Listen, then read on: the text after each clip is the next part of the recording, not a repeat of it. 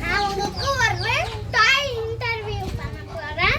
அந்த டாய் இது மைக்குன்னு நினைச்சீங்களா? இது ஒரு டாய். இது பேரு பாஸ்கெட் பால். கூட போட்டு இது விளையாடணும்.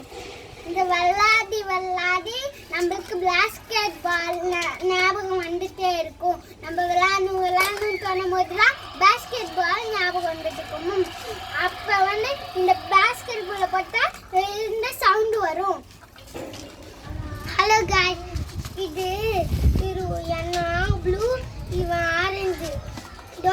இது ஒரு மைக்கேல் நினைச்சுன்னா இது ஒரு தாய்.